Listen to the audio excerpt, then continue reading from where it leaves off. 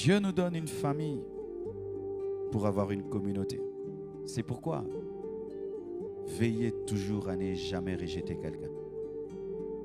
Hier ou avant-hier, je me promenais et puis tu m'as dit, tu n'as pas un seul enfant, tu en as 4.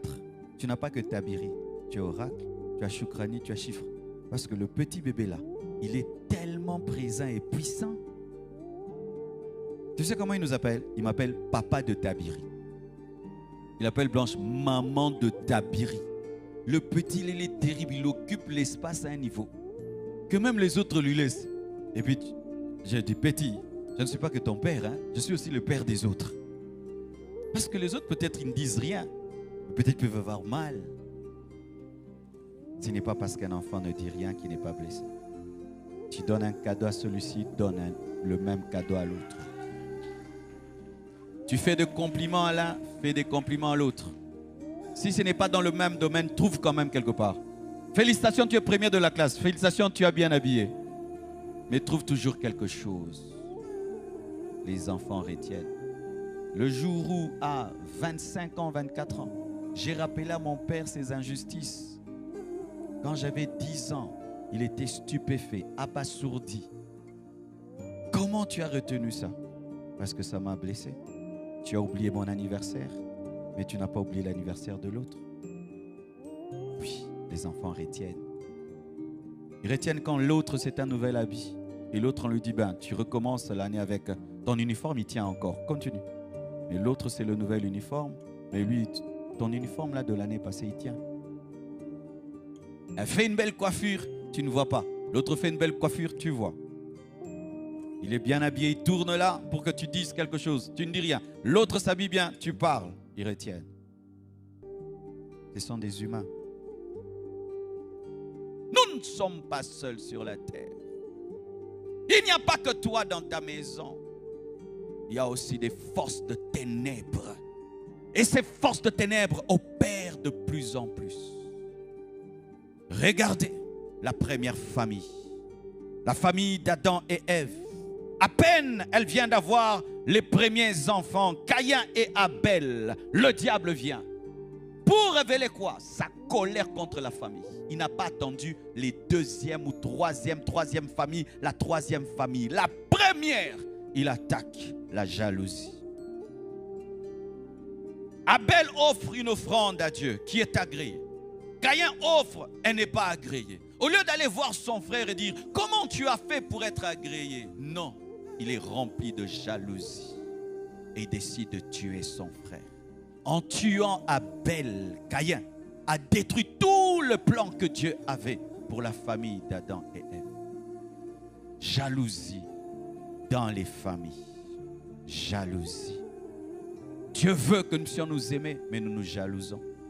Qui a la meilleure voiture, la meilleure maison, qui a plus d'argent, les enfants de qui ont fait les meilleures études, qui fait plus que l'autre, qui.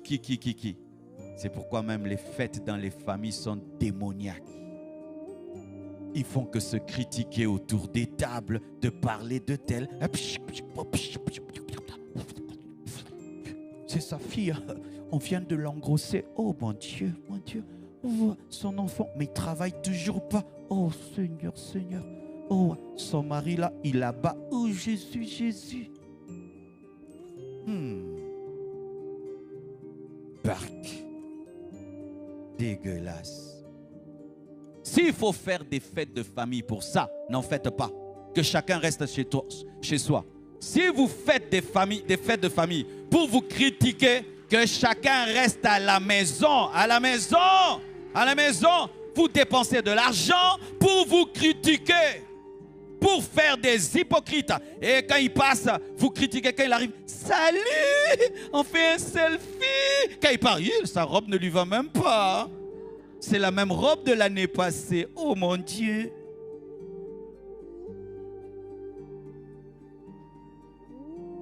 Alors que nous devons nous souder. Quand une famille découvre la puissance de l'unité, elle bouge le monde. Que ce soit dans le bien ou dans le mal. Aujourd'hui, nous parlons des Rockefeller, nous parlons des Rothschild. Ce sont des familles qui ont eu la révélation de l'unité. Ces familles tiennent le monde. mais ta famille, elle est divisée. Nous sommes incapables de faire les affaires ensemble. Nous sommes incapables de faire une équipe ensemble, de faire le ministère ensemble, de servir Dieu ensemble. Nous recevons de l'amour plus des autres que des ceux qui ont nos visages, notre ADN. Quel manque à gagner. Quel manque à gagner que d'avoir son combat dans sa maison. Quel manque à gagner que d'avoir sa lutte auprès des siens. Quelle perte de temps. Au lieu que ce soit ton père qui t'encourage, c'est lui qui te décourage. Au lieu que ce soit ta mère qui te dit tu seras grande, c'est elle qui te dit prostituée, on verra ce que tu m'amèneras ici. Dieu, papa, t'a fait pour que tu sois le coach de ton enfant. Maman, Dieu a fait de toi que tu t'as créé pour que tu puisses être celle qui l'encourage. Ma fille, même si tu es échouée, reprends, relève-toi. Tu es intelligente. Continue, je t'aime, je suis fier de toi. Les enfants aimeraient entendre ça, entendre ça, entendre ça. Ils ont besoin de l'entendre, que tu es beau, que tu es belle, je t'aime. Quelle est la dernière fois que tu as dit à tes enfants, je t'aime? Je t'aime, je t'aime, je t'aime. Tu es beau, tu es belle, tu es intelligent, tu es intelligente, tu seras un grand homme. Pourquoi vous investissez tellement chez les autres, pas assez chez vous-même? Pourquoi vous aimez tellement les enfants des autres, pas vos propres enfants? Les enfants des autres, viens, je veux te conseiller. Et ton enfant? Tu conseilles le monde entier, sauf ta fille. Alors, mes frères, Abel tue son frère. Caïn tue son frère Abel. Et Dieu, avant qu'il tue, dit, le péché se couche à la porte de ton cœur. Mais tu peux dominer, tu peux refuser d'être jaloux jusqu'à tuer. Et c'est ce que j'aimerais dire à quelqu'un. Tu as une jalousie contre ton frère, contre ta soeur, contre un membre de ta famille. Tu peux t'arrêter là. Reconnais d'abord que tu es jaloux. Reconnais ta jalousie et arrête-toi. Reconnais ta jalousie. Vous savez, dans la vie, Dieu n'est pas socialiste. Hein? C'est-à-dire qu'il ne nous bénit pas de la même manière. Regardez déjà, nos visages sont différents. Regarde, tu es grand de taille. Moi, j'ai une taille économique. Je ne suis pas court, j'ai la taille économique. Même si je me fâche, tu seras seulement grande de taille. Je dois seulement aimer. Alors qu'est-ce qu'on fait? Quand la bougie est très haute, je te dis, aide-moi, éteins-la. Mais quand c'est très bas, moi je ramasse pour toi.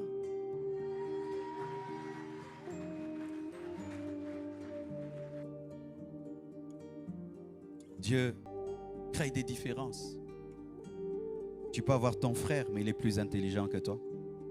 Tu peux avoir ton frère, il est plus riche que toi. Tu peux avoir ta soeur, elle se marie avant toi. Tu peux avoir ton cousin, tout lui réussit. Ne sois pas sorcier. Bénis Dieu. Parce que si ça lui arrive, ça t'arrive.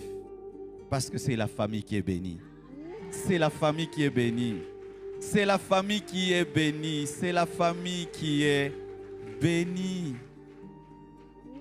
Dieu sait pourquoi tu as ce que tu as et pourquoi tu n'as pas ce que tu n'as pas. Il est sage, il est intelligent. Incline-toi, bénis seulement Dieu. Suis-je le gardien de mon frère? Oui, tu es le gardien de ton frère. Mais au lieu de le garder, tu l'as tué. Et le sang parle contre toi. Au lieu que la bénédiction d'Abel bénisse Caïn, la bénédiction d'Abel a maudit Caïn.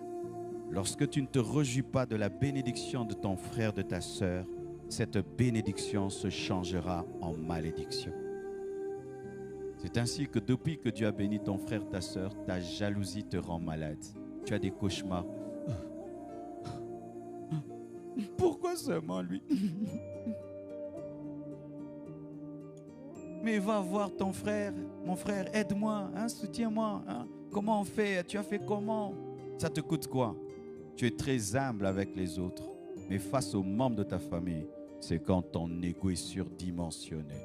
Si je lui dis, il dira. Ça fait quoi? Tu es en train de souffrir alors qu'Abel a découvert le secret. Tu es en train d'échouer alors qu'Abel a découvert le chemin parce que tu es orgueilleux.